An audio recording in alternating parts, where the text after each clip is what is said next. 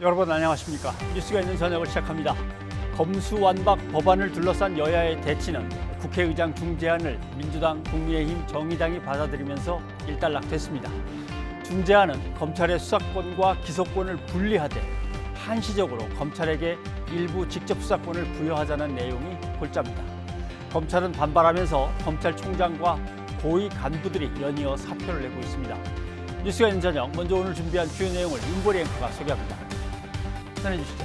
네, 오늘의 주요 뉴스 전해드립니다. 검찰 수사권 폐지 법안을 놓고 격렬하게 대치하던 여야가 박병석 국회의장의 중재안에 합의하며 극적으로 갈등을 봉합했습니다. 검찰의 직접 수사권과 기소권을 분리하고 검찰의 수사권을 한시적으로 유지하는 내용 등이 담겼는데 여야는 다음 주 본회의에서 중재안을 합의 처리하기로 했습니다. 검수완박 중재안에 대한 여야 합의에 반발해 검찰 지휘부가 총사퇴를 결정하는 초유의 사태가 벌어졌습니다. 김호수 검찰총장이 법안 저지에 실패한 책임을 지고 사직서를 제출했고 박성진 차장을 비롯한 고검장급 간부 7명도 사의를 표명해 검찰 지휘부의 공백 사태가 불가피해졌습니다. 문재인 대통령이 최근 김정은 북한 국무위원장과 친서를 교환한 사실이 공개됐습니다. 문 대통령은 대의를 갖고 남북대화에 임해달라고 기대했고 김 위원장은 남과 북이 정성을 쏟으면 얼마든지 남북관계가 발전할 수 있다고 답했습니다.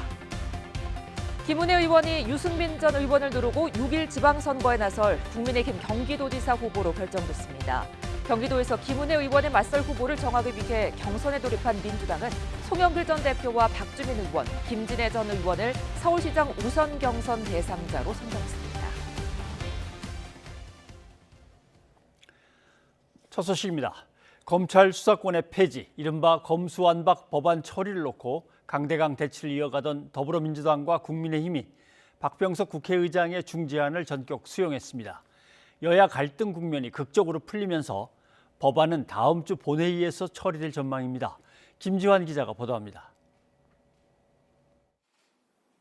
박병석 국회의장과 더불어민주당 박홍근 원내대표, 국민의힘 권성동 원내대표가 한데 모여 검수완박 관련 합의문에 서명했습니다.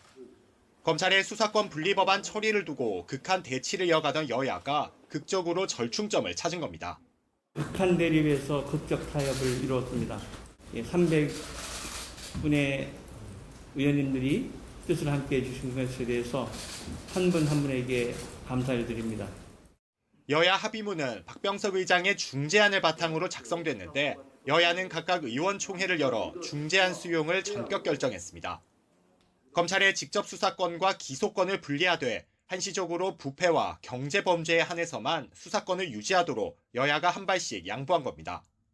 또 법률안 심사권을 부여하는 사법개혁특위를 구성해서 중대범죄수사청, 이른바 한국형 FBI 설립을 추진하고 중수청이 출범하면 검찰 수사권을 완전 폐지하자는 내용도 포함됐습니다. 경찰이 송치한 사건과 관련해선 범죄의 단일성과 동일성을 벗어나는 수사를 금지해 별건 수사를 막는 내용 등도 담겼습니다. 박 의장은 중재안을 수용한 정당의 입장을 반영해 국회 운영 방향을 정할 거라며 직접 압박하기도 했습니다.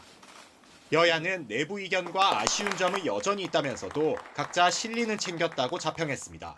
전체적인 취지는 검찰의 직접 수사권을 폐지한다에 있는 것이고요. 향후 한국형 FBI, 가칭 중대범죄수사처를 만들기로 했고요.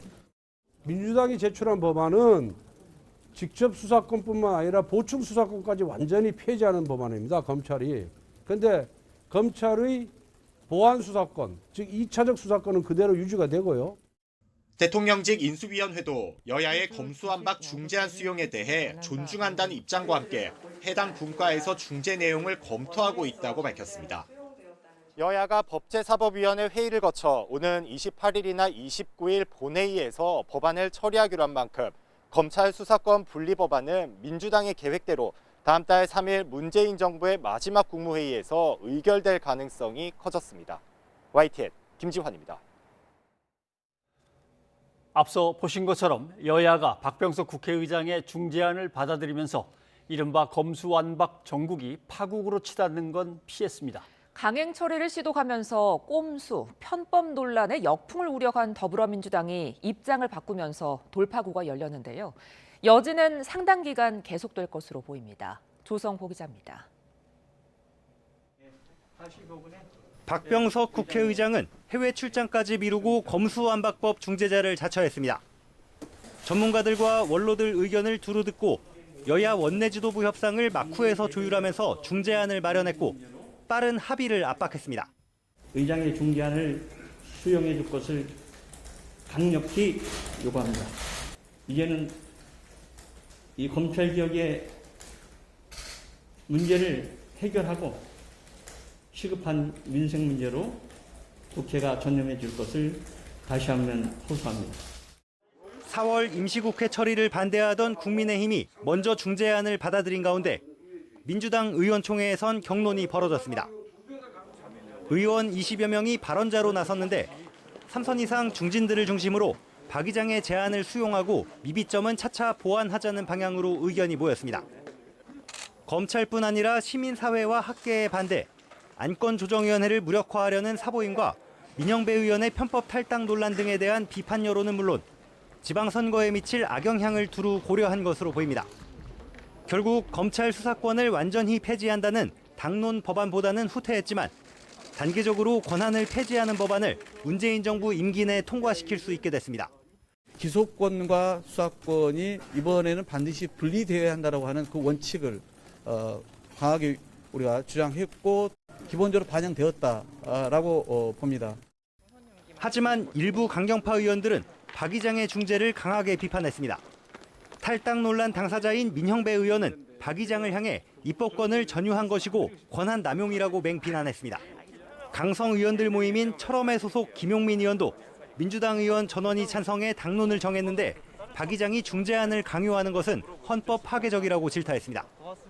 여야가 극한 대치를 끝내고 출구를 찾았지만 검찰에 남겨두는 경찰 송치 사건 보완 수사의 권한과 범위, 추후 한국형 FBI 설치와 수사조직 개편을 놓고 대립할 가능성은 남아 있습니다. 꼼수 편법 논란에 휩싸였던 민주당은 국회의장 중재로 검찰개혁 입법 부담은 일부 덜어냈지만 이제는 당내 강경파와 강성 지지층의 반발을 어떻게 해소하느냐는 또 다른 숙제를 안게 됐습니다.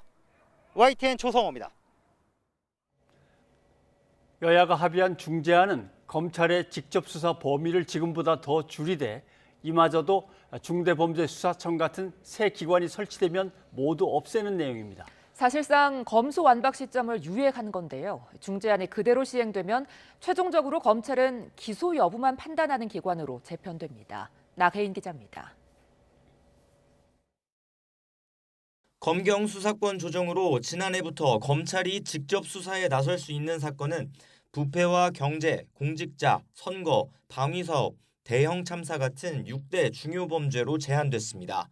경찰이 범한 범죄나 경찰에서 1차 수사에 보낸 혐의와 직접 관련이 있는 범죄도 인지해 수사할 수 있습니다. 여야가 합의한 중재안이 시행되면 일단 6대 범죄 가운데선 부패와 경제 범죄만 남습니다. 나머지는 검찰이 자체 수사에 나설 수 없고 경찰에 1차 수사를 맡겨야 합니다. 줄어든 검찰의 수사권 역시 다른 기관의 역량이 오르거나 한국형 FBI로 불리는 가칭 중대범죄수사청이 출범하면 없어집니다. 경찰이나 고위공직자범죄수사처 공무원이 범한 범죄 말고는 기소 여부만 판단하라는 게 중재안의 결론입니다. 중재안은 한시적으로 검찰 수사권이 유지되는 동안에도 수사하는 검사와 기소하는 검사를 따로 두게 해 권한 분리 방향을 명확히 했습니다. 서울중앙지검과 대구, 광주, 부산지검에 남아있는 특별수사부서 6개도 절반으로 줄이고 소속 검사 수도 제한됩니다. 또 경찰이 1차 수사를 마치고 보내온 사건 역시 단일성과 동일성을 벗어나는 별건 수사는 못하게 했습니다. 구체적인 기준은 법령안 마련 과정에서 드러나야 할 것으로 보이는데 지금도 직접 관련성이 있는 범죄만 수사할 수 있게 한 검찰청법을 고려하면 2차 수사 과정에서 드러난 추가 혐의 수사를 더 줄이겠다는 뜻으로 풀이됩니다. 중재안대로 개정 법안이 마련돼 국회를 통과했을 때 시행까지 유예 기간은 애초 민주당이 계획했던 석 달에서 넉 달로 늘었습니다. 중재안이 모두 시행되면 70년 넘게 유지되었던 검찰의 수사 권한은 단계를 거쳐 다른 기관으로 분산되고 최종적으로 검찰은 사실상 기소청으로 남을 전망입니다. YTN 나인입니다. 박병석 국회의장이 제시한 검찰 수사권 폐지 법안 중재안에 여야는 합의를 했지만 검찰은 즉각 반발하고 나섰습니다. 김호수 검찰총장이 닷새 만에 다시 사의를 표명한 데 이어 대검 차장과 전국 고검장 전원이 사직서를 제출했습니다. 보도에 김다연 기자입니다. 여야가 검찰 수사권 폐지 법안 중재안을 받아들이자 대검찰청은 공식 입장보다 김호수 검찰총장의 사의 소식부터 전했습니다. 김 총장은 이 모든 상황에 책임을 지고 사직서를 제출한다는 짧은 입장만을 밝히고 청사를 떠났습니다. 김 총장은 앞서 지난 17일에도 의원들이 심사숙고하는 작은 계기라도 되길 바란다며 사표를 던졌는데 문재인 대통령의 뜻으로 반려됐습니다. 검찰의 의견을 질서 있게 표명하고 또 국회의 권한을 존중하면서 검찰 구성원을 대표하여 제가 국회에 직접 의견을 제출하도록 하겠습니다. 불과 닷새 만에 다시 사표를 꺼낸 건 중재안이 그대로 통과될 경우 검찰의 수사권이 완전히 박탈당하는 건 시간 문제라는 판단이 작용한 걸로 보입니다. 수장으로서 검수완박 법안을 막아내지 못한 데 책임을 지겠다는 건데 1시간 반 만에 다른 검찰 지휘부까지 총사퇴를 선언했습니다. 박성진 대검찰청 차장검사와 전국 고검장 6명이 사의를 표명했는데 현 정부에서 대표적인 친여성향으로 분류되어 온 이성윤 서울고검장도 포함됐습니다. 사직서를 제출한 고검장은 YTN과의 통화에서 언제든 사표를 내겠다고 얘기가 됐던 상황이었고 국가적 혼란을 초래했다는 점에서 간부들이 책임을 지는 거라고 설명했습니다. 최근 부장검사 회의에서까지 총장과 지휘부의 책임 있는 자세, 사실상 총사퇴 요구가 나오기도 했습니다. 결국 검찰총장뿐 아니라 대검 차장과 고검장들 전원이 사의를 표명하면서 검찰은 초유의 지휘부 공백 사태가 벌어지게 됐습니다. 일선 지검장들 사이에선 신중론도 있지만 당장 사표를 내야 한다는 강경론도 분분한 거로 전해져 추가 줄사퇴 움직임도 감지되고 있습니다. YTN 김다연입니다. 윤석열 대통령 당선인이 지역 민생 행보 마지막 날인 3일째 부산과 울산을 방문해 지역 공약을 챙겼습니다. 대통령 취임식 준비도 한창인데 4만여 명을 초청하기로 확정됐고 일반 국민 추첨은 25일 진행됩니다. 박서경 기자입니다. 영호남 지방순회 마지막 날 윤석열 당선인이 부산 상공회의소에서 열린 부산 세계박람회 엑스포 유치기원 행사에 참석했습니다. 윤 당선인은 새 정부가 모든 역량을 집중해 엑스포 유치에 힘쓰겠다며 재계에서도 협력해달라고 당부했습니다. 정부의 외교적 역량도 총집결하겠습니다마는 여기 계신 우리 기업인들의 이 경제 외교 활동 역시 매우 중요합니다. 부산 센터미지구 도시첨단 산단과 반송 큰시장, 울산 오일가스 허브 건설 현장 등 주요 산업시설과 시장을 찾아서는 지역별 미래 먹거리를 챙기겠다고 약속했습니다. 모든 분들이 먹고 살기 힘들고 물가가 올라가니 살려달라고 아우성이셨습니다. 여러분의 민생과 우리 경제를 차분하게 빠짐없이 잘 챙기겠습니다, 여러분. 지역경제 되살리기 차원이라고 밝혔지만 6월 지방선거를 앞두고 민심에 호소하려는 의도로 보입니다. 이런 가운데 다음 달 10일 취임식 준비도 윤곽이 잡혔습니다. 초청 규모는 모두 4만 1,000명으로 방역 지침이 완화되면서 기존 계획보다 늘어났습니다. 세부 초청 대상은 논의 중이고 관례에 따라 전직 대통령과 전직 대통령 유족 등이 초청될 예정입니다. 지방자치단체장이나 지방의회, 각계 대표, 재외동포 이제 이런 분들이 계실 수 있죠. 또 전현직 대통령 및 그 유족, 또 지금 현직 대통령으로 취임하시는 분의 지인이나 가족도 초청 대상에 포함될 수 있습니다. 일반 참여를 신청한 국민에 대한 추첨은 오는 25일 예정돼 있는데 이로부터 나흘 뒤 인수위 공식 홈페이지에서 결과를 확인할 수 있습니다. 취임식에 드는 예산은 33억 원 정도인데 대통령 취임 준비위는 물가 상승률로 인해 매번 역대 최고를 기록했다고 설명했습니다. YTN 박서경입니다.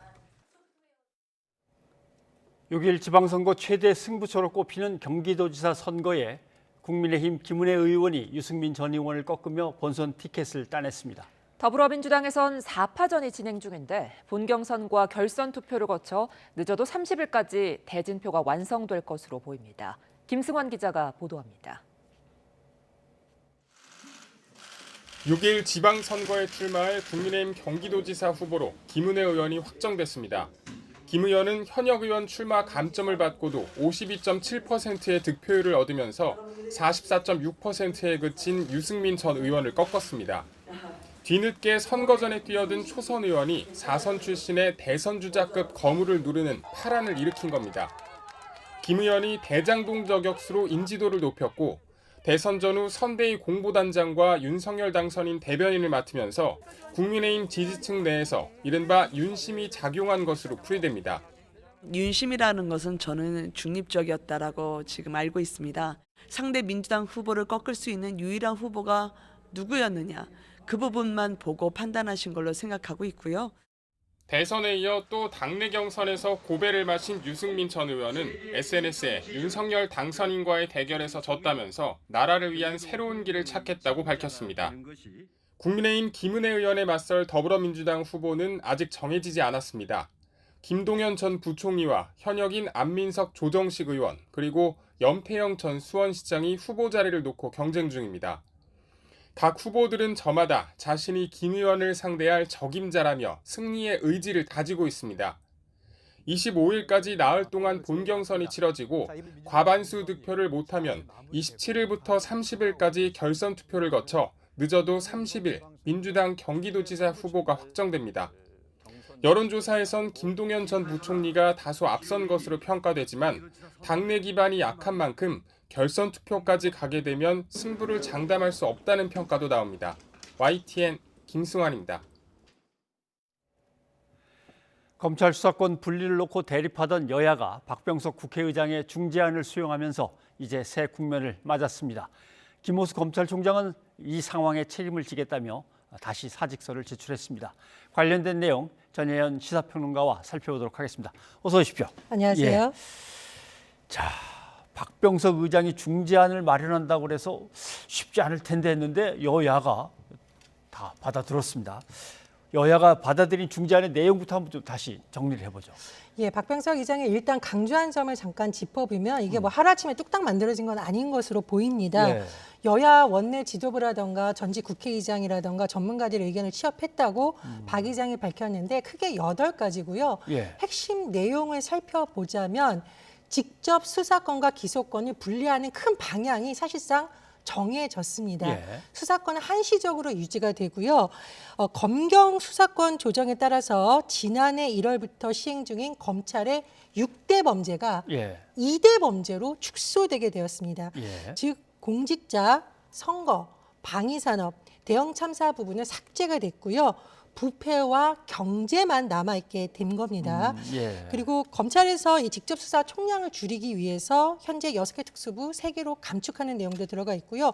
또 우리 왜 한국형 FBI가 도대체 뭐냐, 예. 어디서 만드냐 이게 굉장히 관심사였잖아요. 국회에서 사법개혁특위를 구성을 해서 중대범죄수사청, 이른바 한국형 FBI에 대해서 논의를 하고 핵심적인 내용이 또 있습니다. 그럼 중수청이 출범하게 되면 검찰의 직접 수사권은 폐지가 되게 됩니다. 없어진다. 예, 그리고 8개 안 중에 시기에 대한 내용도 들어가 있어요. 네. 4월 임시국회에서 이 중재안을 처리하고 4개월 시행을 유예하자는 내용인데 어쨌든 여야 원내대표가 오늘 합의문도 발표하고 한 상황입니다. 예. 합의문을 오후에 손을 맞잡고 와서 하더라고요. 발표를 한번 들어보죠. 예. 저희가 그동안 이 검찰의 개혁, 즉 수사권과 기소권의 분리를 통한 검찰 기능 정상화를 얘기한 것은 결코 정치적인 어떤 유불리의 문제가 아니라 국민의 기본권과 인권을 보호하고 권력기관을 개혁해서 대한민국의 이 사법행정체계가 더욱 선진화되기를 바라는 그 중심에서 얘기를 해왔습니다. 여야 간의 원만한 합의를 이끌어낼 수 있어서 정말 감사드리고 다행이라고 생각을 합니다. 원만한 합의를 통해서 상생과 협력의 정치를 열었다는 점에 있어서 저는 큰 의의를 부여하고 있습니다. 예. 근데 잘 들여다보면 좀 다른 각도로 쳐다보면 국민의힘은 검찰의 수사 기소 분리가 되니까 사실 마음에 안 들고 받아들일 수 없는 거고, 민주당은 검수 완박이라고 해서 완전 박탈을 주장했는데 갑자기 뭐 설치한 다음에 나중에 그때까지는 뭐 일단 한시적으로 계속 운영되고, 이것도 뭐 요구사항이 받아들여진 것도 사실 아니고 검찰은 당연히 반발할 거고, 셋 다 마음에 안 드는데 일단 통과는 되는 겁니다. 이렇게 되면. 근데 국민의힘은 왜 받았을까요? 당초 국민의힘의 어제까지 분위기 보면 의원 총동원령을 내렸어요. 예. 그만큼 절대 결사 저지하겠다 이런 입장이었는데 바뀐 것은 아무래도 제가 보기에는 한마디로 국민의 민심, 피로도를 의식한 것으로 보입니다. 예. 지금 사실은 당선인과 인수위가 많이 주목을 받고 기대를 받아야 되는 시점이거든요. 그런데 인수위는 인수위대로 지금 뭐 장관 후보자 인선에 둘러싸여 있고, 국회 상황을 보면 이제 곧 여당이 될 국민의힘도 사실상 이른바 검수완박 국면 때문에 어떤 새 정부의 새 어떤 출범한 여당으로서의 기대를 놓치고 있습니다. 그래서 지금 뭐 진보 진영뿐만 아니라 보수 진영에서도 빨리 머리를 맞대고 좀 문제를 풀어라 이런 지적이 나오는 것이 한 가지 영향을 미쳤다고 보고요. 두 번째로 현실적으로 그럼 과연 국민의힘이 이 법안을 저지할 수 있느냐, 쉽지 않다라는 거죠. 필리버스터를 한다 한들 지금 합당 이후이긴 하지만 아직까지는 국민의당 원내대표를 알고 있는 권은희 의원이 난 수사 기소 분리해야 된다라고 계속 주장을 하고 있죠. 이준석 대표가 약간 자제하라는 식으로 발언을 했지만 끝까지 소신을 지키겠다는 입장이거든요. 이렇게 되면 만약에 어쨌든 우여곡절 끝에 본회의에 갔을 때 과연 필리버스터를 통해서 저지할 수 있겠느냐라는 현실적인 판단도 들어간 것으로 보이고요. 민주당의 상황은 더 복잡합니다. 거기는 진짜 난도질을 당할 만큼 비난의 화살을 뒤집어 쓰게 된 꼼수까지 부렸는데, 그럼에도 불구하고 그냥 요 정도에서 일단 양보를 한다? 민주당의 입장에서는 사실 방법상으로 보면은 이 법안을 통과를 시킬 수가 있습니다. 예를 들면은 안건조정위원회 민영배 의원이 지금 탈당해서 들어가 있으니까요. 그렇죠. 뭐 어떻게든 한다면 될 거고, 본회의도 지금 권은희 의원의 입장 변화로 인해서 일부분 가능성이 있습니다. 하지만 민영배 의원의 탈당 이후에 당내에서도 분열상이 나오고 있기 때문에 만약에 본회의에 가서 이른바 소신 투표가 됐을 경우에 이탈 가능성이 있고요. 두 번째로 지금 민주당이 추진하는 방식에 대해서 민변이나 참여연대에서는 속도 조절론을 주장을 하고 있거든요. 그러니까 원칙론에는 찬성을 하지만 이른바 범진보 진영에서도 4월 임시국회에서 꼭 이렇게까지 해야 되느냐는 비판이 나오고 있고요. 또 제가 말씀드렸듯이 당내에서도 지금 피로도가 쌓이면서 지도부라던가 당내에서 추진하는 방식에 대한 비판이 나오고 있습니다. 그래서 민주당에서도 4월 임시국회에서 처리한다라는 일부분의 신뢰와 명분을 챙기는 쪽으로 결정을 하지 않았나 그런 생각이 듭니다. 그러면 이 중재안은 어떻게 보면 각 당으로 돌아가서 추인을 받은 것 같기도 하고 안 받은 것 같기도 하고 좀 애매해요. 다음 주에 정말 보면 처리가 될까요? 저는 처리될 가능성이 높다고 보는데 일단 의원총회를 해서 모인 것으로 전해지고 있거든요. 물론 민주당에서는 일부 의원들이 공개적으로 반발하고 있고 이게 과연 국회의장의 입법권이 있느냐에 대한 질문까지 나오고 있습니다. 그렇지만 각 당에서 지금 의원총회를 하고 있고, 특히 국민의힘에서도 지금 의원총회를 해서 결정을 한 데다가 두 번째로는 전 국민 앞에서 여야 합의문도 발표한 상황입니다.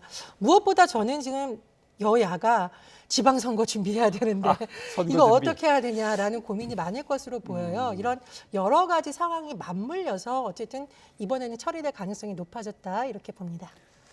근데 민주당 의원들 입장에서는 어떻게 보면 170석 넘게 갖고 있는데 법안을 만들려고 몸부림쳐도 안 되더니 갑자기 국회의장이 자기네 원내총무 불러갖고 뭐 이렇게 하다가 돼버렸다. 그렇게 하면 아니 그럼 국회의 존재 의미가 뭐냐 이렇게 따지고 물을 수는 있을 것 같아요. 그렇죠. 그래서 이제 지금 뭐 김용민 의원이라던가 탈당까지 했던 민영배 의원이 SNS를 통해서 사실은 이제 국회의장을 겨냥한 비판 메시지도 내고 있거든요. 근데 제가 말씀드렸듯이 지금 선거가 다가오는 국면인데 제가 좀 이따 다시 말씀드리겠지만 민주당은 아직까지 수도권 서울시장 후보와 경기도지사 경선도 마무리되지 못한 상황에서 더군다나 이른바 당내 분란이 일어난다 이런 비판 여론까지 직면되어 있습니다. 그래서 일단 좀 큰 산을 한번 넘어가고 특히 주목할 부분은 법을 통과되더라도 4개월이라는 유예 시점이 있습니다. 그래서 일단 요 4개월 동안이라도 시간을 좀 벌어야 된다라는 절박함이 영향을 미친 것이 아닐까 생각됩니다. 한국형 FBI 중대범죄수사처를 빨리 만들자. 근데 그 시한 내에 못 만들면 어떻게 될까요? 그러면 이제 사법개혁 특위를 일단 구성을 하겠죠. 13명 정도가 구성이 되고 위원장이 민주당 의원이 맡고 여야 무소속 이렇게 같이 들어가 있습니다. 그리고 지금 조금 시간을 살펴보면 6개월 내에 중수처법 통과, 즉 입법 과정을 거쳐서 그 1년 내로 중수청을 설치한다는 건데요. 그래서 제가 보기에는 이견이 표출될 수는 있지만 이 안을 놓고 워낙 그동안 줄다리기를 해왔고 논의가 많이 되었기 때문에 그 정도 시간이면 그래도 어느 정도 학계라든가 뭐 민변이라든가 또는 검찰이라든가 의견을 수렴하는 시간이 좀 되지 않을까 그렇게 전망을 합니다. 일부에서는 새 정부 들어서 이걸 막기 위한 검찰과 법무부와 나름대로 대통령실의 지연작전 같은 게 나오면 어떡할 거냐 이렇게 얘기도 나오는데 그래서 국민의힘이 동의를 했기 때문에 그게 가능할지 잘 모르겠네요. 그렇죠. 오늘 이제 그런 질문이 나왔는데 박홍근 원내대표도 아니 국민의힘에서도 어느 정도 찬성한 부분인데 그렇게 되겠냐라고 얘기를 했었고요. 네. 그리고 제가 두 번째로 보기에는 어쨌든 다음 총선까지는 의석수의 변화가 거의 없다고 봐야겠죠. 뭐 그렇죠. 일부 의원들이 뭐 판결 때문에 의원직을 잃는다던가 지금 보궐선거 때문에 변동은 있겠습니다만은 이른바 여소야대 국면이 바뀌지 않는 상황에서 국민의힘도 이 안을 놓고 계속 대치하는 국면을 과연 택할까 좀 그런 의문점이 들기 때문에 큰 변수가 되지 않을 거라고 봅니다. 말씀하신 대로 쭉 이제 흐름을 보면 검찰 입장에서는 우리 흔히 시쳇말로 청명해 주거나 한식해 주거나 이미 정해진 수순이 돼버렸습니다. 수사권이 날아가는 것은 뭐 반발할 만하죠. 이것은 뭐 분명히 검찰 입장에서는. 그렇죠. 이제 내부적으로는 우리가 그렇게 호소문까지 만들려고 회의를 했는데 이렇게 됐다라는 게 굉장히 격양된 것으로 전해지고 있고요. 또 김호수 검찰총장이 다시 사직서 제출했고 또 전국 고검장들의 줄사표도 나오고 있습니다.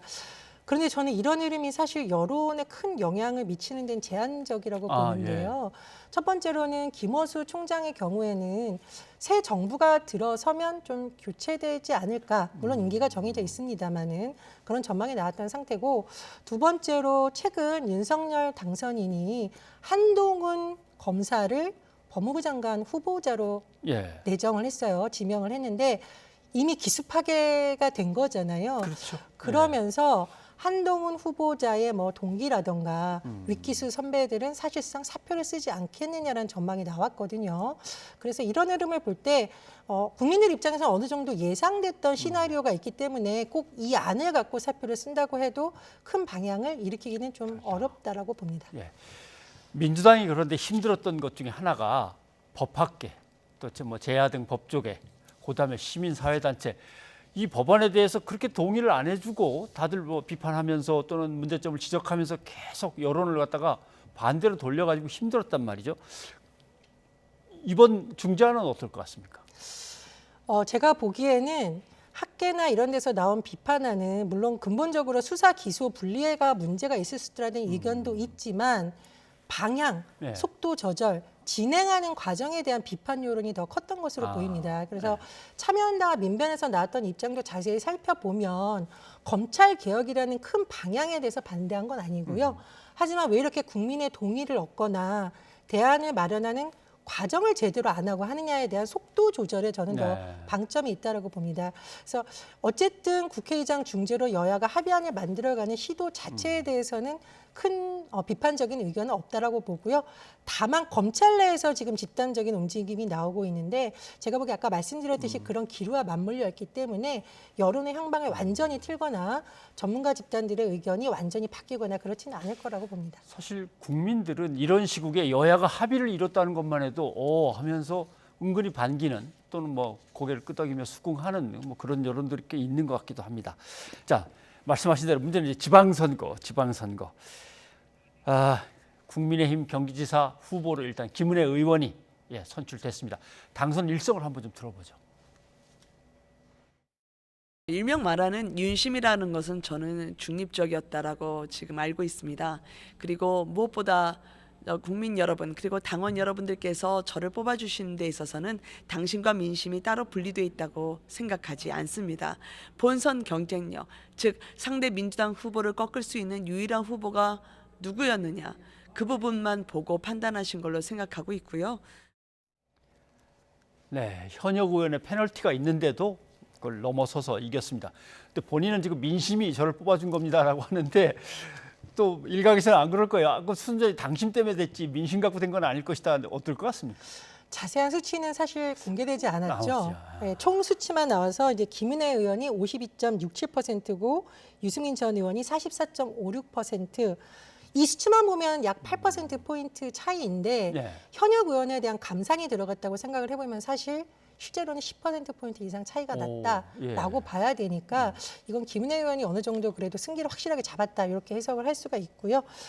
결과적으로 뭐 여러 가지 해석이 나오고 본인은 아니라고 하지만 윤석열 당선인의 대변인 출신인데다가 또 초선 의원이 사실 바로 광역단체장 후보로 당선되는 게 좀 이례적인 일입니다. 그래서 아무래도 윤심 마케팅이 그래도 당의 조직에 많이 영향을 미친 것이 아니냐 그런 해석이 나오고 있습니다. 네, 알겠습니다.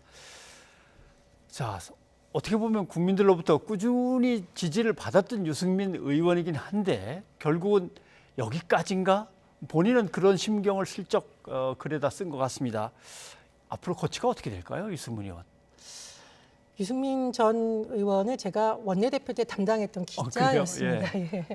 당시 아마 이제 박근혜 대통령과 맞서기도 하고 경제민주화라는 새로운 화두를 던지면서 보수와 진보를 아우를 수 있는 새로운 주제가 될 거라는 기대를 많이 받았고요. 그렇죠. 그런데 역설적으로 또 박근혜 대통령과 맞서다 보니 탄핵 국면 지나면서 두고두고 배신자 프레임이 작용을 해서 사실은 고생도 많이 했습니다. 그래서 어쨌든 이번 경선 과정만 보자면 상당한 결론도 있고 경제통이긴 합니다만 그동안 일각에서 제기됐던 그런 프레임이 좀 작용을 했다라고 보고요.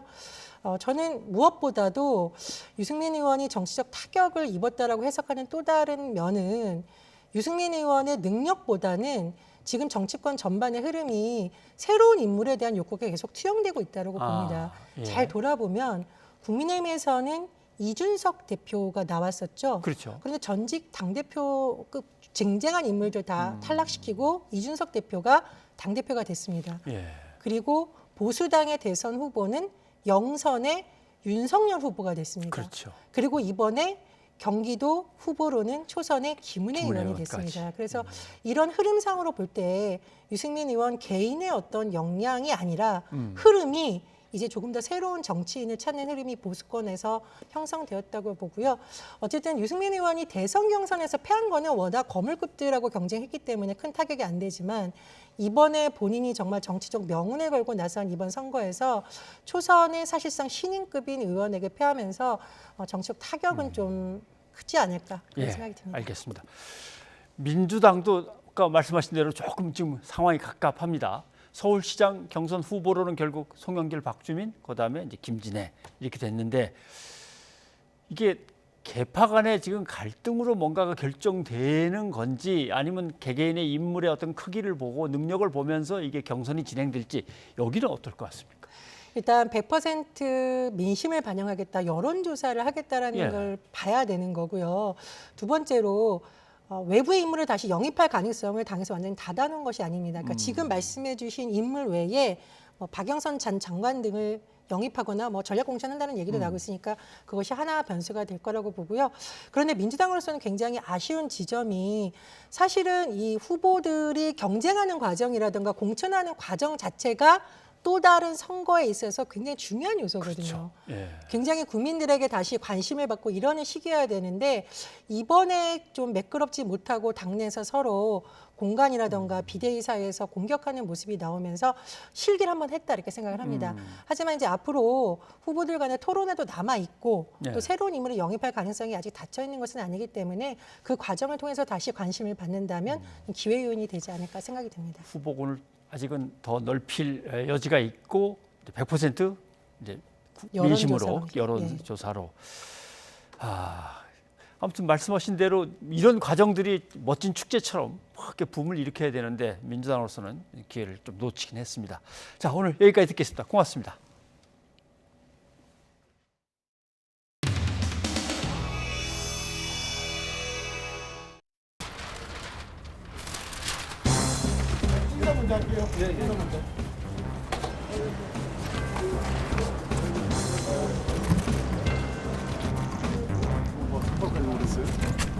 계속 삭발하고 있습니다. 아이고 저희가 직권을 해서 이게 백업을 해야 돼서 죄송합니다. 그래도 이제 가져오시니까.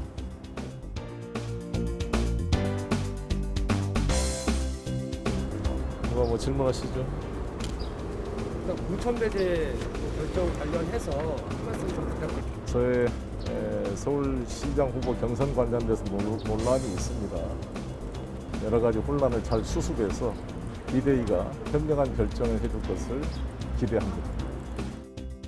서울시장 공천 문제를 두고 민주당 내부가 좀 시끌시끌했었는데요. 공천 배제 두고 이재명 고문 복귀 반대를 위한 선제 타격이다. 송영길 대표가 이렇게 얘기를 하면서 그것도 너무 배제시켰던 부당한 얘기죠. 저는 송영길 대표가 정말 왜 이러는지 잘 모르겠어요. 또 이재명 후보를 위해서 자기가 나가야 된다. 이건 말이 안 되죠. 아니 초선 뭐 이제 정치 시작하는 사람도 아니고 5선에서 당대표까지 한 사람이 다른 사람 이름 팔아서 정치한다는 게 그게 얼마나 민망한 일입니까? 오늘 김정민 의원님 상당히 흥분했는데요. 아니 나 지금 요새 민주당의 상황도 그렇고 정말 너무 힘들어요. 보고 있기가. 이게 현실적으로 좀 도움이 되니까.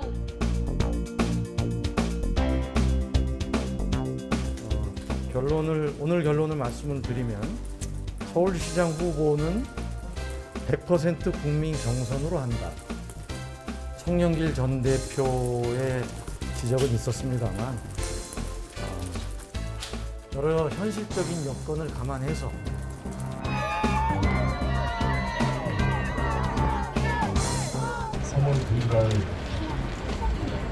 밤 11시까지 기다려가지고 텔레비를 보다가 3월 10일 새벽 2시에 저는 잠결에 막 윤석열 외치는 그 보험 소리가 무슨 악몽인 줄 알고 깨어났어요. 제가 모든 책임을 지고 또 암치로 머리 맞은 데가 후유증 있을 줄 몰라서 절에 가서 이제 쉬고 있었는데 3,000여 명이 되신 분들이 1억이 넘게 돈을 이렇게 벌어졌습니다. 액수가 문제가 아니라 서울로 이사 오라고 이사 비용을 보내줘서 저한테 2,420원 보내주신 분들 정말 고마워요. 제 정치 인생에 참 겪어보지보다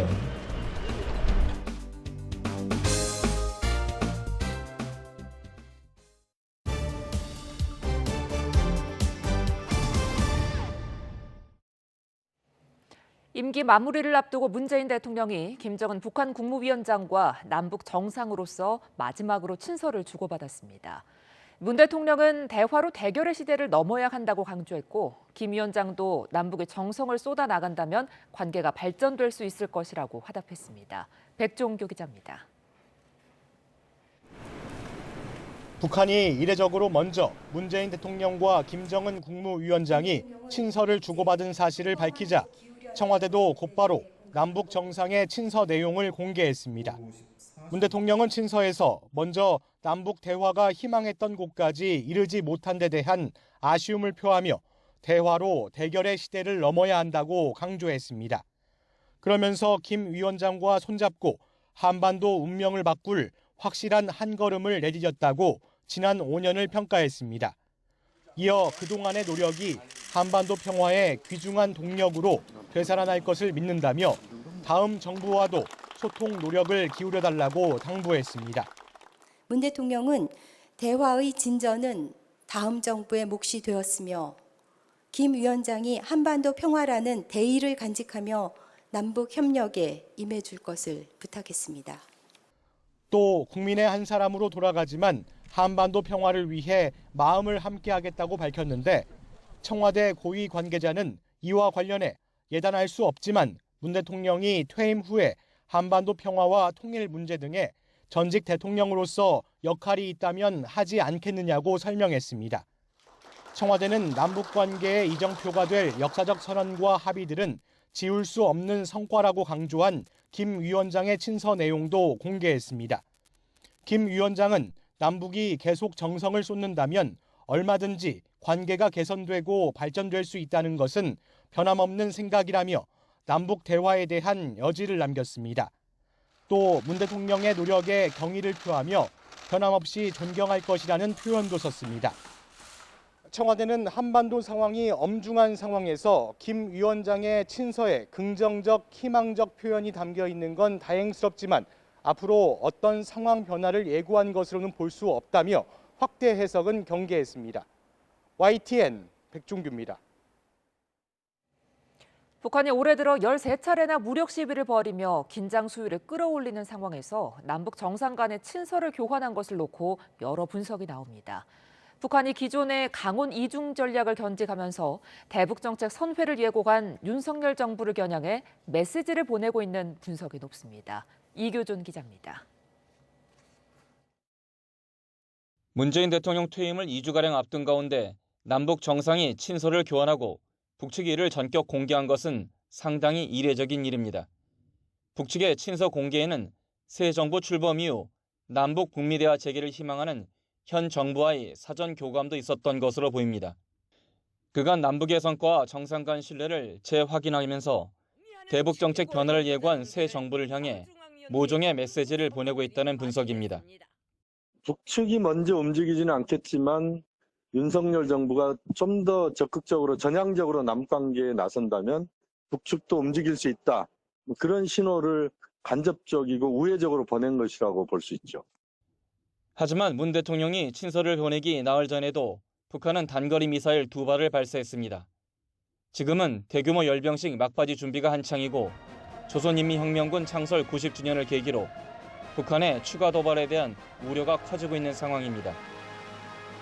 북한이 국방력 강화를 내세워 도발 수위를 계속 높이면서도 관계 개선의 여지를 남기는 전형적인 이중 전략을 취하고 있다는 지적입니다.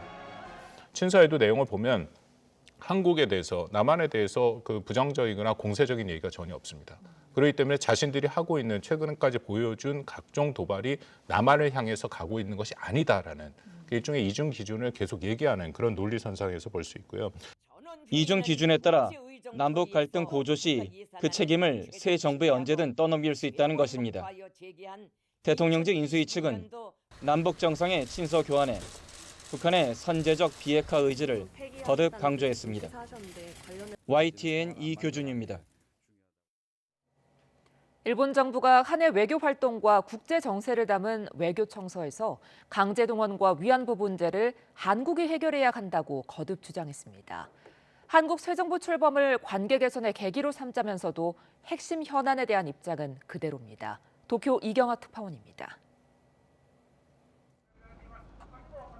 지난해 한국 내 일본 기업 자산에 대한 매각 명령이 잇따라 나왔습니다. 법원이 강제동원 배상 판결에서 승소한 원고 측 요구를 들어준 겁니다. 일본 정부는 올해 외교청서에서 한국 내 현금화 절차가 계속 진행 중인 것에 강한 우려를 드러냈습니다. 이뿐 아니라 2015년 위안부 합의를 한국이 착실히 이행해야 한다고 거듭 주장했습니다. 日韓関係を健全な関係に基すべく日本の一貫した立場に基づき韓国側に適切な対応を強く求めていきます。 독도가 일본 고유 영토이며 한국이 불법 점거하고 있다는 억지 주장은 벌써 5년째 반복되고 있습니다. 경찰청장 독도 방문 등을 사례로 들며 일본이 받아들일 수 없는 일로 한국에 강하게 항의했다는 내용을 담았습니다. 기시다 내각 출범 후 첫 외교청서에서도 한국을 중요한 이웃나라로 표현했지만 핵심 현안에 대한 입장은 그대로인 겁니다. 올해 외교청서는 특히 검찰개혁에 반발해 사임한 윤석열 전 총장이 당선됐다고 한국 대선 과정을 소개했습니다. 일본 정부는 곧 방문할 새 정부의 정책협의단이 핵심 현안에 대해 어떤 입장을 가지고 올지 주시하고 있습니다. 今回の政策協議代表団の訪日の機会を捉え、新政権と緊密に意思疎通をしていく考えであります。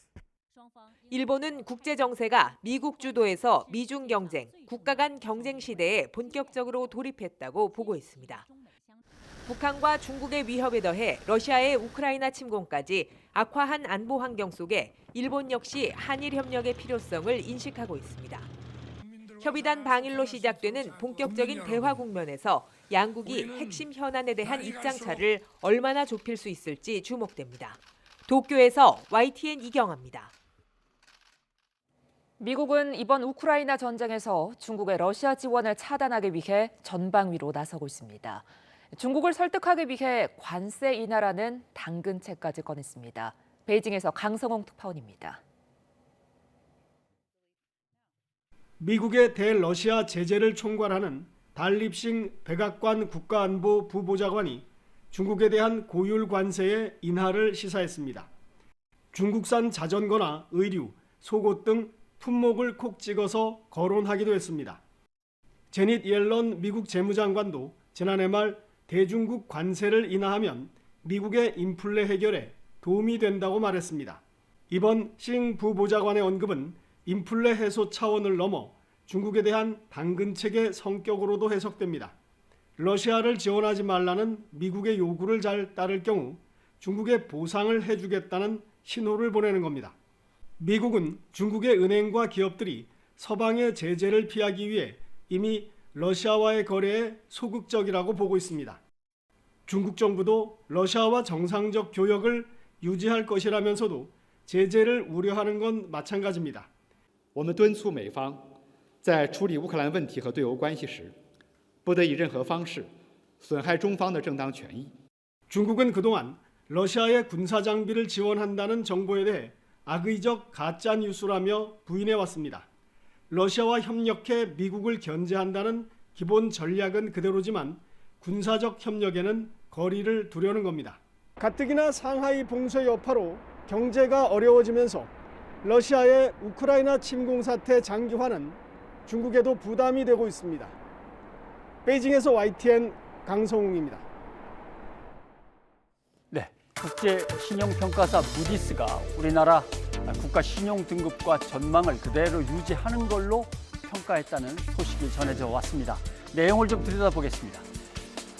자, 세계 경기 나빠지고 있고 전쟁도 계속되고 있고 원자재 가격이 엄청나게 오르고 있는데 한국의 문제는 역시 고령화와 가계부채다. 그런데 문제는 반도체, 자동차 워낙 수출이 잘 되는 데다가 이제 코로나19도 다른 나라보다 비교적 빨리 벗어나기 때문에 민간 소비도 활성화되고 있다라고 하는 거고요. 그다음에 우수한 혁신 역량, 뭐 굳이 설명할 필요가 없는 겁니다만은 경공업, 중공업, 거기에다가 석유, 화학에 IT, 반도체, 전기통신 뭐든지 갖다 대면 한국은 척척 만들어내면서 적용을 잘한다는 거죠. 그 경쟁력이 대단해서 잘해 나갈 것이다. 그래서 그대로 유지한다라고 하는 겁니다. 그다음에 이런 지적도 있습니다. 국가 채무가 지금 빨리 늘고 있는데 코로나19가 끝난 다음에도 엄청나게 돈을 쏟아부어야 해서 국가 채무를 다운시키기는 어려울 거다. 그러나 국가 채무 비율을 보면 아직 GDP 대비 또는 정부 예산 대비 국가 채무 비율이 위험한 거는 전혀 아니어서 관리가 가능하다. 그럼 가계부채는 또 어떻게 가능하느냐? 가계부채 내용을 보니까 갚을 능력이 있는 사람과 갚을 능력이 없는 사람 비율을 비교해 보니까 그 정도면 정부가 관리해 나가겠다 이런 얘기고요. 그다음에 북한 리스크 점점 커지고 있는 것 같긴 한데 예전보다 강도가 훨씬 낮다. 이런 것들을 무디스가 분석했습니다. 무디스의 평가 분석을 쭉 읽다 보니까 생각나는 뉴스가 하나 있습니다. 기억나실 겁니다. 경제는 엉망이고 나라는 빚더미고 우리는 지금 성적표를 보면 폐허에서 시작하는 거나 마찬가지다 라고 안철수 인수위원장이 새 정부 출범에 앞서서 우리는 폐허를 넘겨받았다 걱정을 했습니다. 우리 경제가 거덜나서 폐허나 마찬가지다라는 주장, 글쎄요. 이걸로 설명을 한번 드릴 수 있겠습니다. 보시면 우리나라 문민정부 이후에 한 30년 정도 되는데 주요국의 1인당 GDP가 어떻게 성장했는가 비교를 해봅니다. 우리나라는 237%, 미국은 150%, 스위스는 120% 늘었습니다. 일본은 4.5% 늘었습니다. 일본은 아무리 그래도 저게 뭐야라고 하실지 모르겠는데 일본 엔화의 실질 구매력이 50년 전으로 되돌아갔다라는 기사도 있었죠. 일본 경기 침체가 이만큼 대단했습니다. 일본 요즘 물가 엄청나게 싸죠. 그런 얘기들 많이 하실 겁니다. 자, 그다음 걸 한번 보십시오. 2020년 평균 임금을 비교했습니다. 우리나라는 임금으로 보면 OECD에서 성적이 별로 좋은 편은 아닙니다. OECD 회원국, 한국, 일본. 실제적으로 노동자 임금에서도 우리가 일본을 앞서고 있습니다. 그러니 한국 경제가 폭망했습니다. 한국은 폐허나 마찬가지입니다. 이거는 조금 말이 안 됩니다. 보십시오. 수출이 5위죠, 세계. 무역은 세계 8위. 군사력은 세계 6위. 방산업체 수출 세계 6위. 거기다 방산 기술은 세계 4위라는 평가도 있었습니다. 거기에다 항공 우주 산업의 인프라 세계 4위. 폭망한 폐허의 나라가 어떻게 이런 성적을 거두겠습니까? 그리고 폐허 위에서 어떻게 누리호를 우주로 쏘아 올리겠습니까? 자, 자랑스러워해도 좋고요. 그래도 고칠 건 또 고치면서 함께 나아가야지 굳이 국민의 눈을 가리고 갈라치는 것은 이제는 삼가해야겠다라는 말씀을 드리고 싶습니다. 변상욱의 앵커 리포트였습니다.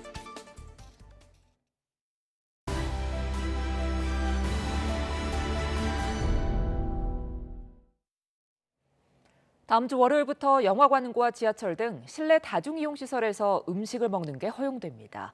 코로나19 감염병 등급도 2등급으로 내려가는데 격리 의무를 없앨지는 다음 달 말쯤 결정됩니다. 이형원 기자입니다.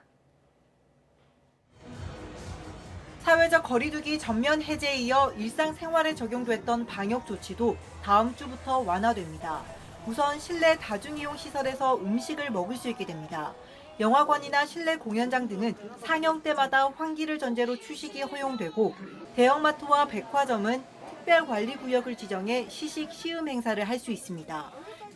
기차와 비행기, 지하철 등 대중교통을 이용할 때도 음식을 먹을 수 있습니다. 다만 시내버스와 마을버스는 코로나19 이전에도 승객 안전을 이유로 음식물 반입이 제한되어 온 만큼 실내 취식이 계속 금지됩니다. 이외에 지자체는 그동안 폐쇄했던 경로당을 포함한 노인복지시설 문을 열고 백화점 등에서는 화장품 테스터 코너를 다시 운영합니다. 규제가 없어졌다고 해서 감염의 위험이 사라졌다는 의미는 아닐 것입니다. 음식물 섭취 시 대화와 이동을 자제한다든가 혹은 음식을 먹지 않을 때는 마스크를 쓰고 계신다든가 혹은 철저한 환기 등은 반드시 지켜야 할 것입니다. 현재 1급인 코로나19 감염병 등급도 25일부터 2급으로 내려갑니다. 등급 하향으로 의료기관의 환자 신고 의무는 24시간 내로 완화되지만 확진자 7일 격리 의무는 당분간 유지합니다. 의료 대응 체계를 안정적으로 확보를 해야 되고요. 일반 격리 치료의 어떤 안정성 문제라든지 뭐 이런 것들까지 감안을 해서 최소 4주라고 했기 때문에 5월 23일 정도 다시 한번 판단을 해서 감염 전파를 막기 위한 최후 보루인 마스크는 앞으로도 계속 써야 하는데 상대적으로 위험성이 낮은 실외 착용을 해제할지는 다음 주 후반 결정됩니다. YTN 이영훈입니다. 가정의 달을 맞아 요양병원이나 시설의 접촉 면회가 한시적으로 허용됩니다. 오늘 30일부터 다음 달 22일까지 3주 동안 한 번에 4명까지 면회할 수 있는데요. 백신 접종을 마치고 사전 예약을 해야 합니다. 기정훈 기자입니다. 얼굴은 봐도 직접 손은 잡을 수 없었던 아쉬움을 달랠 수 있게 됐습니다.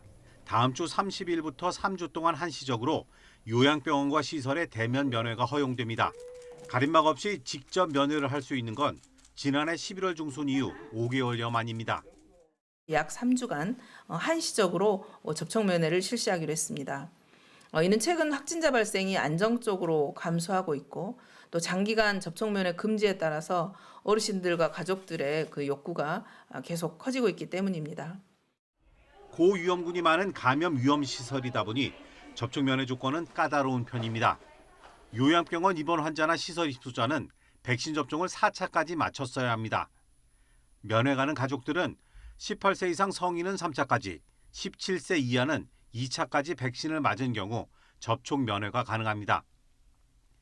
코로나에 걸렸던 적이 있다면 환자나 면회객 모두 2차 이상 접종을 완료했으면 됩니다.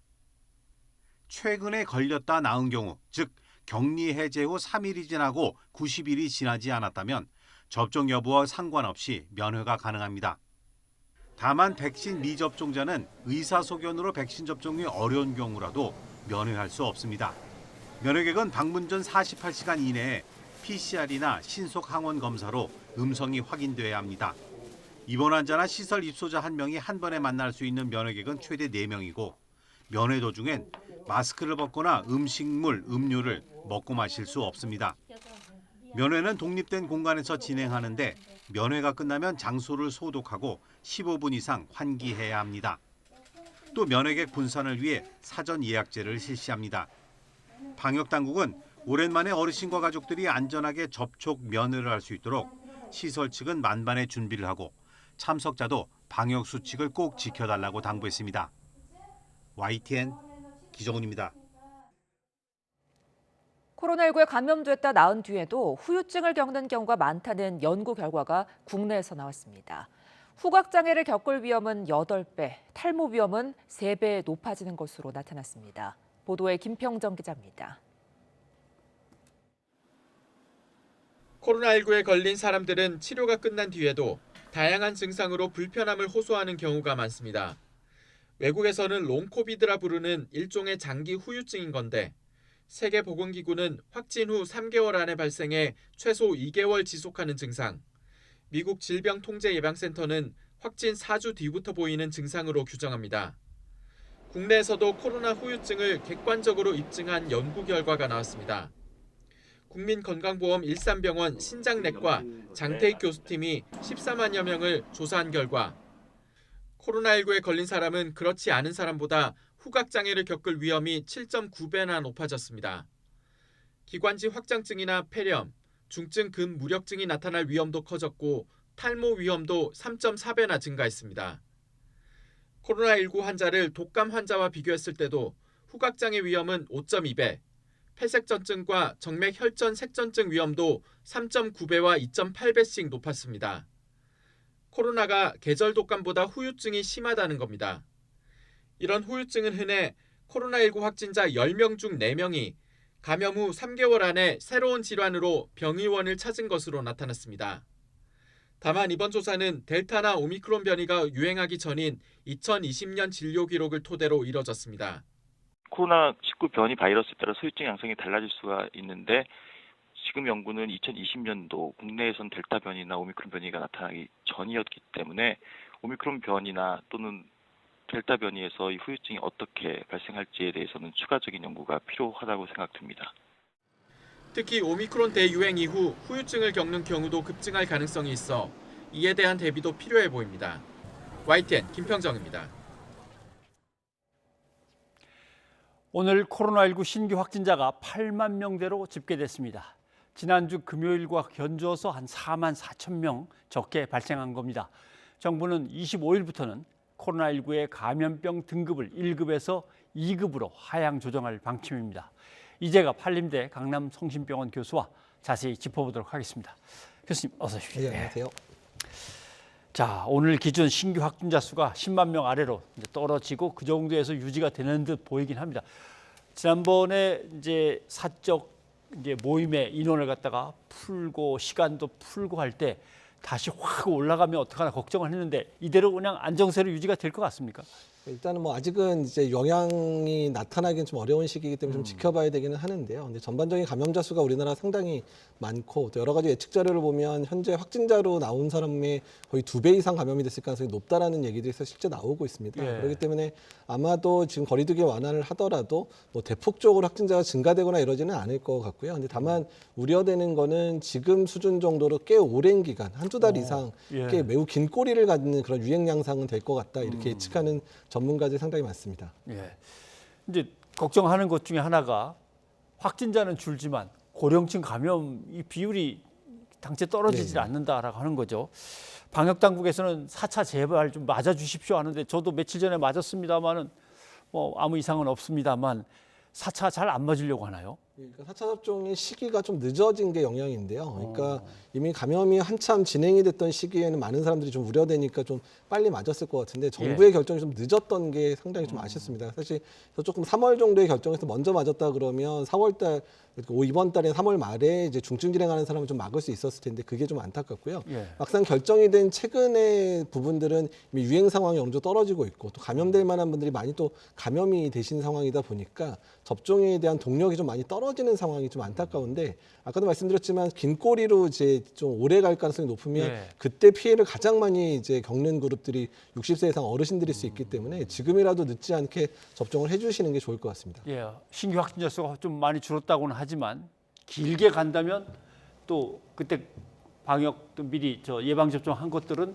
효력이 떨어지니까 네. 그때 가서 또 고령층이 위험해진단 말씀입니다. 네, 맞습니다. 예. 알겠습니다. 자, 다음 주에는 일상 회복의 범위도 확 넓어집니다. 25일부터 어떻게 바뀌는지 좀 설명을 해주시죠. 예, 사실 25일의 가장 큰 변화는 일단은 지금 현재 감염병, 그러니까 법정 감염병 등급이 1급에서 2급으로 나누는 부분이 달라지는데 일단 일상생활에서는 이제 지난주에 이제 거리두기 완화했었던 내용 중에서 이제 실내 시설이라든지 여러 네. 이제 뭐 경기장, 축구장 이런 데서 취식이 금지됐던 부분들이 이제 취식이 허락되는 부분들이 다음 주부터 가장 큰 내용들이긴 한데요. 근데 기존에 이미 기사에 나왔지만 뭐 택시나 지하철, 시내버스는 워낙에 이제 음식물 섭취 안 됐던 데는 계속해서 섭취는 안 되지만 그러니까 좀 다중이용 시설의 일부 시설, 영화관 이런 데서 취식이 허락된다. 이 부분이 다음 주 가장 큰 변화라고 생각하시면 될 것 같습니다. 예.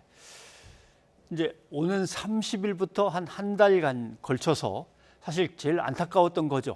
요양병원이나 이런 데 노모나 또는 어르신들을 갖다가 모시고 있는데 가서 직접 만나 뵙지를 못하니까 항상 그게 제일 안타까웠던 건데 이제 그게 면회가 가능해진다라고 하는 건데 어떻습니까? 근데 고위험군들이 모여 계신 곳이다라고 해서 제일 걱정을 많이 했던 곳인데 거기에서 이제 대면 면회가 가능해진다라고 하면 이게 또 걱정은 또 따로 되네요. 예, 사실 유행 규모가 많이 떨어지긴 했지만 그래도 이미 뭐 8만 명, 10만 명 이렇게 발생하는 상황이라 또 요양원하고 요양병원의 집단 발병이 아직 안 끝난 데가 상당히 많거든요. 아직도 지금 진행되고 있는 기관들이 많아서 조금 그러니까 뭐 그렇다고 또 안 할 수도 없는 시기에 너무 지금 우울해지고 있으셔서 근데 어쨌든 어쩔 수 없는 선택이긴 하지만 매우 조심스럽게 진행돼야 되는 건 맞습니다. 그러니까 이게 꼭 좀 만나게 해드렸으면 좋겠다라는 바람은 또 이쪽에서 따로, 그다음에 걱정대로 따로 해야 되고 이런 건데 이게 풀리더라도 가족들이 우르르 다 몰려갈 수 있는 건 아니죠. 예, 그러니까 한 번 면회할 때 4명밖에 안 되고 하루에 딱 4명밖에 안 되는 부분이고요. 그리고 예방접종력이 되게 까다롭습니다. 일단은 면회를 하시는 분들 같은 경우, 그러니까 면회 이제 입소에 있거나 입원해 계신 분들은 4차 접종 다 마치신 분들이어야 되고 또 방문하시는 이제 면회객들 같은 경우는 3차 접종을 완료를 했다든지 아니면 이제 최근에 감염이 됐던 분들, 그러니까 뭐 한 번이나 감염된 분은 2번 이상 접종을 한 분들 또는 90일 이내 확진 이력이 있는 분들만 이제 방문을 할 수 있거든요. 그래서 조건을 좀 까다롭게 하기는 했는데 사실 이 부분을 요양병원에 오는 분들에 대해서 요양병원 직원이 다 확인하는 것도 사실 쉽지 않거든요. 예. 그래서 좀 가족이 한 뭐 3분, 4분 오셨는데 자 지금부터 하나씩 몇 번 맞으셨고 몇 번 뭐 감염된 적이 있으십니까? 뭐 음성 마지막에는 언제 그게 나왔습니까? 이걸 다 확인해야 되는군요. 예, 그러니까 사실은 요양병원 입장에서도 저런 부분들이 다 이제 부담으로 작용할 수 있습니다. 예, 쉬운 일은 아닌 것 같은데. 자, 그러면 이제 감염병 등급이 드디어 1등급에서 2등급으로 내려온다 그러면 관리 체계는 어떤 점이 달라집니까? 일단은 이제 격리 부분이 법적인 의무였었기 때문에 법적으로 격리를 시켰으면 당연히 그에 해당되는 비용 다 정부가 됐던 거죠. 그러니까 이제 뭐 진단비, 치료비 다 정부가 내줬던 부분인데 이제 이 부분이 이행기 때부터 조금씩 본인 부담금이 올라가기 시작할 겁니다. 그래서 일단 진단 검사 체계에서도 본인 부담금이 조금씩 올라갈 거고요. 이행기가 끝나게 되면 일단 정부 차원에서의 지원은 거의 없어지고 보험에서 그러니까 건강보험에서 지급되는 수준 정도의 지원만 가능해질 거기 때문에 국민들의 치료 부담이 어느 정도 늘어날 수 있다는 부분들이 좀 우려가 좀 돼서 그래서 특히 취약계층들의 치료나 이런 거에 동참을 잘 못하게 되는 상황들, 그러니까 병원비가 이제 없어서 이제 그런 부분들은 정부 차원에서 보완을 좀 해야 될 것 같고요. 그다음에 이제 신고 의무도 이제 코로나19 이제 1급일 때는 바로 신고를 했어야 되지만 이제 하루 이내에만 신고하면 되고 이런 좀 약간의 이제 상황들의 변화는 될 수 있습니다. 예. 근데 실외로 나와서 마스크를 이제 쓰느냐 벗느냐 가지고 아직도 갑론을박이 벌어지고 있습니다. 어떻게 보면 뭐 마스크라는 게 가장 가성비가 좋은 안전한 그리고 값싼 어떤 방식이긴 한데 방역 조치이긴 한데 그래도 이제는 뭐 야외에서 바람 부는 널찍한 곳에서는 안 써도 되지 않나? 어떻게 보십니까? 그러니까 일단 이제 이제 좀 발상을 좀 바꿔야 되는, 정부도 발상을 바꿔야 되는데요. 그러니까 지금까지는 뭐 거리두기나 이런 게 정부 차원에서 다 이렇게 강제됐던 부분들이 많잖아요. 근데 이제 다 해제했잖아요. 그러면 사실 국민들이 이미 마스크가 중요하다는 사실들은 다 깨닫고 있는 상황이니까 이제는 자율적으로 가야 될 시기가 된 거는 맞습니다. 그러니까 실내 마스크는 아직 위험하니까 강제화시키는 걸 유지하더라도 실내 마스크는 이제 좀 자율적으로 해서 실제로 사람이 많이 모이거나 뭐 집회 같은 경우는 알아서 그 집회의 주체잖아. 그럼 다중시설의 이제 뭐 주인이 일단 마스크 꼭 착용해 주셔야 됩니다라고 하면 거기는 꼭 마스크 착용하게 하고 개인적인 활동이라든지 뭐 노천에 있는 카페라든지 이런 데는 마스크 벗고 생활할 수도 있게끔 해서 조금 자율적으로 시민 스스로 방역에 참여할 수 있게끔 하는 부분들을 이제 만들어 나가는 시기가 이제 됐거든요. 이제 국민들이 알아서 어차피 해야 되는 시기가 왔기 때문에 어떤 게 위험하고 어떤 게 안전한지를 국민들한테 알리고 그 상황에서 국민들이 본인의 건강을 지키기 위한 수단을 본인이 결정하도록 하는 방식으로 이제는 나아가야 된다고 생각을 하고 있습니다. 예. 근데 이제 다수는 일상으로 복귀도 하고 물론 약간의 후유증을 뭐 백신 맞은 뒤에 앓기도 했지만 또는 코로나에 감염된 다음에 알았다가 다시 이제 벗어나서 비록 그게 길게 후유증이 이어진다 하더라도 강한 건 아닐 수 있는데 엄청나게 강한 후유증을 계속 앓고 있거나 심지어는 가족 중에 목숨을 잃은 분들도 있고 이렇다면 이게 백신하고의 인과성을 갖다 바로 인정을 못 받고 계속 끌다 보니까 여전히 원망으로 남아 있고 그런 얘기들을 사람들은 계속 접해야 되거든요. 그러니까 사실 이제 피해자들의 사정이나 이런 부분 상당히 안타깝게 생각은 하지만 근데 다만 백신 부작용과 관련돼 있는 부분들은 가학적인 그런 판단을 반드시 받아야 되고요. 그러니까 이런 가학적인 판단의 근거를 만들기 위해서 정부 차원에서 뭐 백신 안전성위원회를 만들어서 아마 5월 달쯤에 우리나라만의 어떤 인과관계를 밝히는 그런 보고들이 나올 겁니다. 그러면 이제 일부분 인정받지 못한 분들이 받을 수는 있는데 근데 다만 우리가 국가 필수 예방 접종이라는 게 코로나만 맞는 게 아니잖아요. 그러니까 여기서 갑자기 그 과학적 근거가 없는데 좀 과하게 보상을 한다든지 이런 부분들이 이제 선례를 잘못 남기게 되면 이후에 맞아야 되는 그런 국가 필수 예방 접종에도 상당한 영향을 끼칠 수 있기 때문에 이 부분은 좀 냉정하게 그리고 나는 이제 억울함이 있어서는 안 되긴 하겠지만 과학적인 근거를 통해서 결정할 수밖에 없다라는 부분들은 좀 강하게 말씀을 좀 드리고 싶습니다. 네. 근데 이제 정책을 갖다 펴나가는 걸 쭉 보면 뭔가 좀 조급하고 서두르는 듯한 기미를 느낄 때가 있어요. 예를 들면 위드 코로나 얘기를 갖다 후딱 꺼냈다가 또 집어넣었다가 그다음에 마스크를 벗을 때가 됐다 아니다 뭐 일상 회복 이런 얘기들이 항상 좀 급하게 나왔다가 다시 들어갔다가 이런단 말이죠. 정부는 뭐 그렇게 추진하고 싶은 뭐 어떤 의도가 있겠지만 전문가들 입장에서는 항상 아직 안 됩니다. 아직 안 됩니다. 의견을 내놓으시고 앞으로 어떻게 될까요, 이게? 그러니까 이제 이런 부분에 있어서는 이제 중장기 계획을 좀 잘 세워야 되거든요. 그래서 뭐 일상회복지원위원회 이런 게 있긴 있었지만 좀 정부 차원에서 위원회들을 좀 통폐합을 하고 그리고 그런 위원회의 결정 사항들이 바로 받아들일 수 있는 그런 거버넌스 체계를 좀 변경을 해서 그러니까 좀 이런 부분들을 좀 진중하게 논의할 수 있고 좀 과학적으로 논의할 수도 있고 또 그 부분이 정책에 또 잘 반영될 수 있는 그런 구조를 만드는 게 앞으로 이제 감염병 재난에 있어서 가장 중요한 부분들이 될 것 같고요. 특히 이번 코로나 오미크론의 이제 마무리 단계에서부터 이런 부분들을 제대로 해줄 수 있어야 추후에 새로운 유행이 오든 또 만약에 뭐 안정이 되든 간에 추후에 팬데믹이나 이런 걸 대비하는 측면에 있어서도 이제 민간 전문가, 정부 또한 이제 이런 부분들에 대한 거버넌스 체계를 이번에 새롭게 좀 확립하는 게 매우 중요할 거라 생각되고 새 정권에서 그런 부분들을 꼭 반영을 해주셨으면 좋겠다는 생각을 하고 있습니다. 네, 정부와 전문가들의 거버넌스 좀 잘 됐으면 좋겠네요. 진중하게 과학적으로 항상 논의를 하고 알겠습니다. 네. 자, 교수님 오늘 여기까지 듣겠습니다. 고맙습니다. 네, 감사합니다.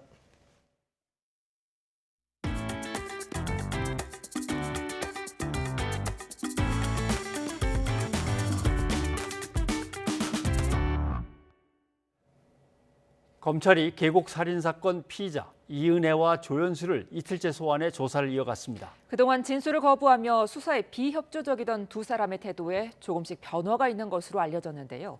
검찰은 의도적 살인이라는 걸 입증하는 데 주력하고 있습니다. 김대겸 기자입니다. 구속 사흘째, 검찰은 이른 오전부터 이은혜와 조연수를 다시 소환해 오후 늦게까지 강도 높은 조사를 벌였습니다. 구속되기 전까지 굳게 입을 다문 채 조사에 협조하지 않던 두 사람은 이틀째 조사에서 조금씩 태도에 변화가 있는 것으로 전해졌습니다. 자신들의 혐의를 입증할 증거가 없다고 생각했다가 검찰이 구체적인 증거들을 제시하며 강도 높게 추궁하자 조금씩 입을 열기 시작한 것으로 분석됩니다. 부작위한 살인이라고 하는 것은 아무것도 하지 않아서 살인으로 인정되는 것이라서 고의를 입증하기가 굉장히 어렵거든요. 그러니까 검찰이 어느 정도의 물적 증거를 갖고 있는지를 먼저 파악하고자 하는 것 같아요. 검찰은 이은의 남편이 구조 요청을 하는데도 그냥 내버려둬 숨지게 했다는 부작위 살해 혐의 대신 적극적으로 살해하려 했다는 자기애한 살해로 혐의를 바꾸는 방안도 검토하고 있습니다. 이를 위해 계곡살인 사건 당시 함께 있었던 공범을 최근 소환해 구체적인 상황에 대한 진술도 확보했습니다.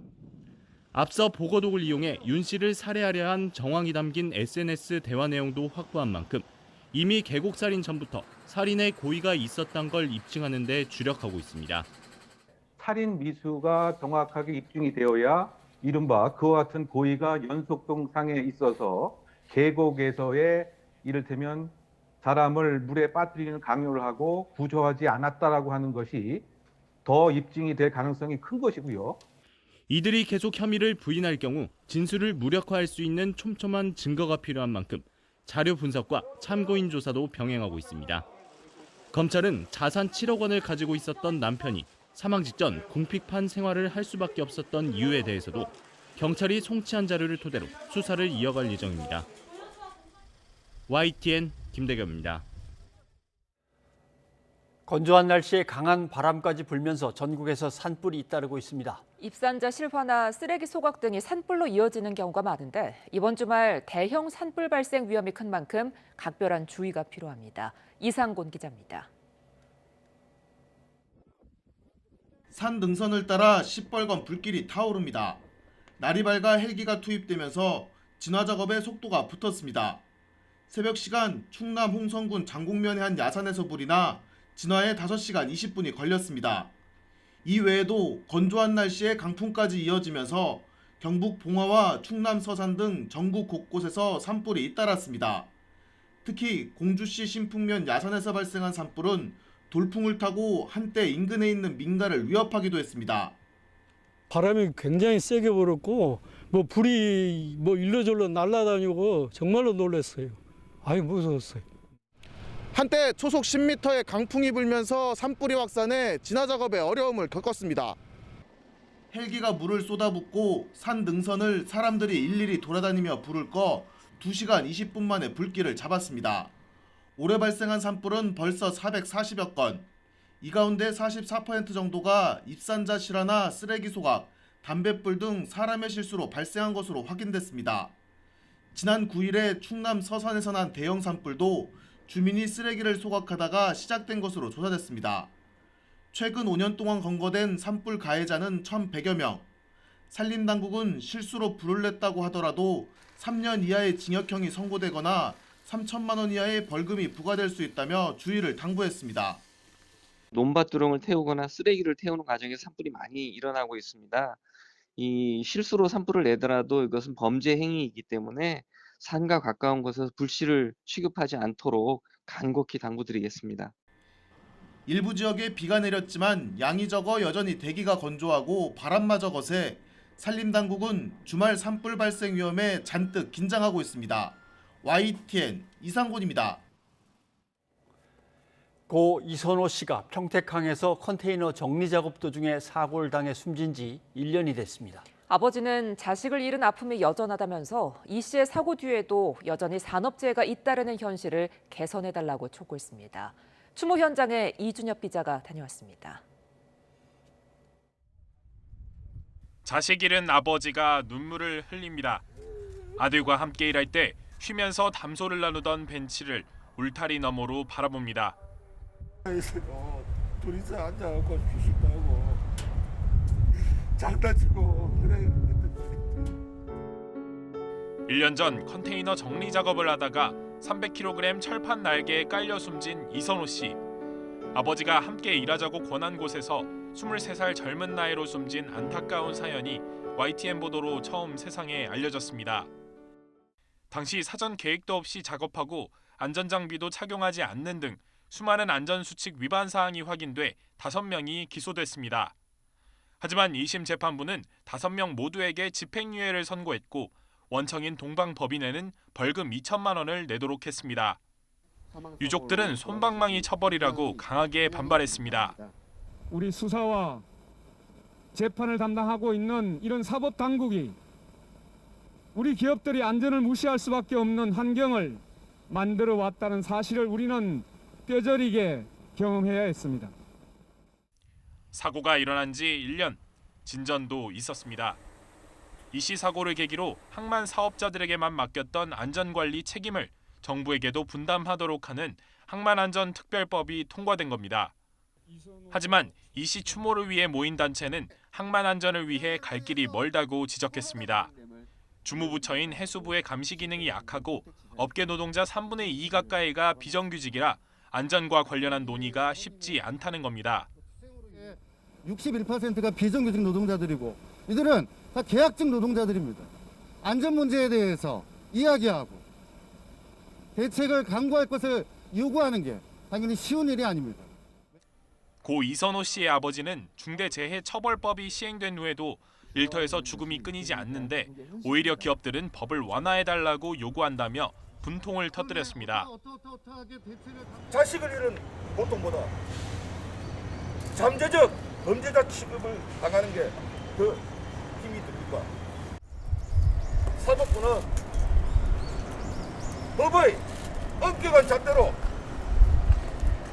기업주를 구속 수사하여 유족과 노동단체는 이선호 씨가 사고로 숨진 평택항 앞에서 기자회견을 연 뒤 추모공원으로 이동해 첫 번째 제사를 지냈습니다.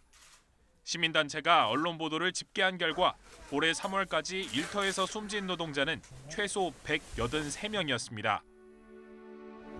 가는 길 쉽지 않겠지만 여기 있는 사람들 걱정하지 말고 잘 가라고 말해주고 싶네요.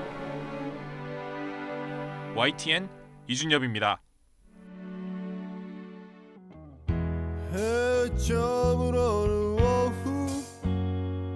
시간 뉴스로 여러분의 저녁에서 신뢰받는 동반자가 되겠습니다. 이런 행동을 하면 실제로 지지율이 정말 올라갑니까? 올라간다고 봐야죠. 이제 그걸 언더도그마 현상 또는 언더독 효과라고 하는데요. 네. 나, 너, 우리 파이팅! 오늘은 코로나19 팬데믹이 가져올 문명사적인 전환 그리고 대한민국 한국인의 삶을 주제로 해서 여러분들과 함께 이야기를 나눠볼까 합니다. 예, 반갑습니다. 여러분들의 사랑 속에 뉴스가 있는 저녁이 2주년을 맞았습니다. 참 저도 감격스럽고.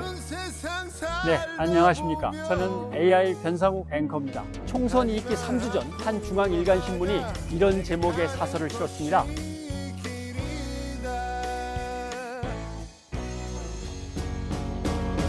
변상욱의 앵커 리포트였습니다. 변상욱의 앵커 리포트였습니다. 아니면 말고시의 기사는 너무 무책임하죠. 변상욱의 앵커 리포트였습니다.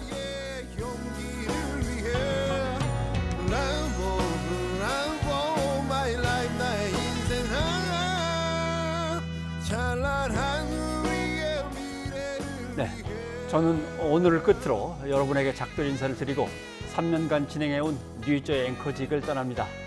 코로나19 팬데믹과 대내외 정세의 급변 속에서 여러분의 격려로 여기까지 올 수 있어서 감사하다는 인사의 말씀을 드립니다.